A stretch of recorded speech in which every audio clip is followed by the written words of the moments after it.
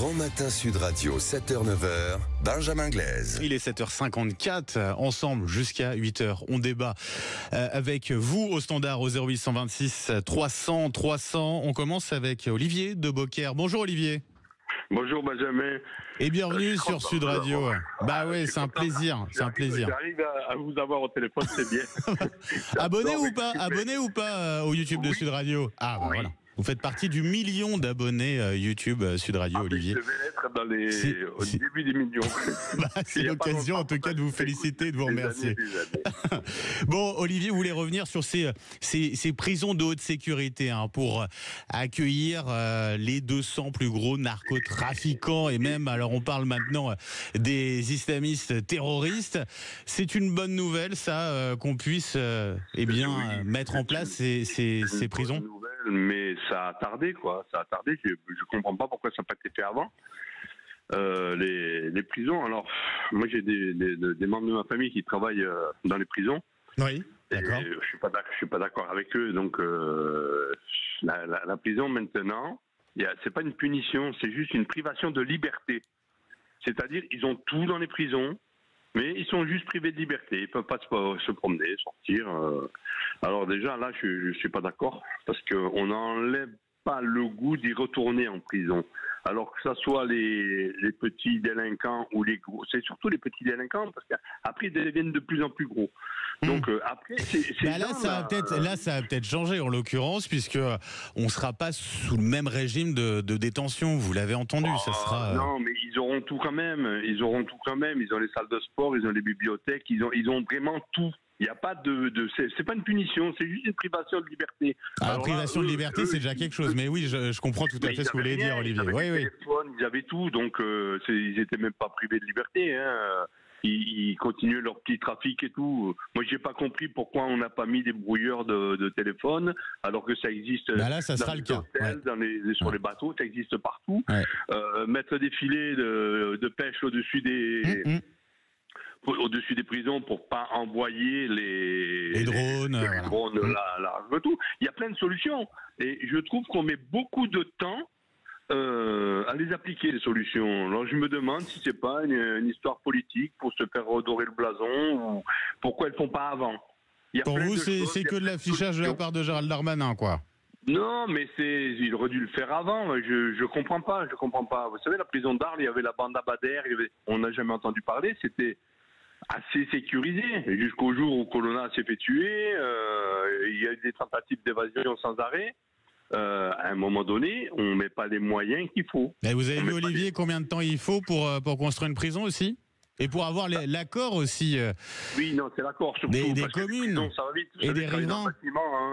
Dans le bâtiment, ça va vite. Ouais. J'ai fait des stades immenses, on a mis 1 an pour les faire. C'est pas... ça va très vite. Après, ce sont les autorisations. C'est compliqué parce que les gens veulent pas. Nous, à Beaucaire, on n'a pas de prison, mais on en a une juste en face de nous à Tarascon. On en a une à Arles, à 15 km. Les gens veulent pas de prison, comme si ça allait attirer les mauvaises. Alors que c'est faux. Les gens, ils viennent visiter, même s'ils sont à 20 km, ils viennent voir leurs détenus. Ça aussi, c'est un truc qui est aberrant. Quand j'entends Darmanin qui dit avant les prisonniers peuvent recevoir leurs femmes, les serrer dans les bras, tout. Et après on s'étonne que tiens, mais elle a passé des téléphones. Vous savez, mon fils m'a raconté une histoire. Il avait une copine. Olivier. Oui. Il avait une copine. Son mec était en prison à Tarascon. Et un jour, elle est rentrée dans la prison. Elle dit, t'as vu, c'est bizarre. Et bon, il n'y a pas de fouille au corps. Elle passe dans n'importe qui. Elle dit, mon téléphone, ils l'ont pas détecté. Le gars, il a dit, tu m'en amènes 10 la prochaine fois. Il y a des téléphones qui sont pas détectables au portique. Et voilà. Là, a priori, ça sera renforcé sur ces questions de portables qui pourraient être apportées. On verra en tout cas. Olivier, merci. Merci d'avoir été avec nous ce matin sur Sud Radio. Très belle journée, Olivier. Allez, Anthony est avec nous maintenant depuis Castres. Bonjour, Anthony. Bonjour, Benjamin. Anthony, du côté de Castres, où on aura une manifestation demain matin de soutien à l'autoroute A69, projet chantier arrêté par décision de justice.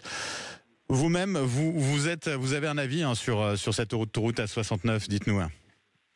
Tout à fait, puisque donc on a créé le collectif pour l'autoroute A69, qui a d'ailleurs, au lendemain de l'arrêt des travaux, on était passé le moment d'incompréhension totale. Hein, on a lancé une pétition qui a fait 20 000 signatures. Et on a rejoint le rassemblement populaire qui se prépare de l'association Via 81. Et voilà, et on prépare ça. Vous serez présent donc dans cette manifestation qui aura lieu demain matin en soutien à ce projet d'A69, Anthony ? Eh bien, oui, il faut un soutien pour retrouver le bon sens, parce que c'est ça le mot d'ordre, avec tous les membres d'ailleurs du groupe, du collectif, on est plus de 2500. C'est un peu pareil, mais je peux vous dire qu'ici à Castres, il y a un engouement, les gens veulent faire entendre leur voix, parce que le sentiment qui prédomine aujourd'hui, c'est qu'on a perdu le bon sens, donc il faut le retrouver. Et nous, ici, on n'a pas voix au chapitre. Quand on voit la décision, les juges ont décidé que nous, on n'avait pas le droit à cette infrastructure. Moi, j'invite tout le monde à venir ici à Castres pour voir aussi ne serait-ce que le chantier qui est à 90% terminé. Faut vraiment retrouver un peu moins, mais bien avancé. Ouais. Anthony, merci d'avoir été avec nous ce matin sur Sud Radio, donc depuis Castres, avec cette manifestation à laquelle vous allez participer demain en faveur de ce projet d'autoroute A69. On y reviendra d'ailleurs à 8h30 avec mon invité politique Philippe Tabarot, ministre des Transports.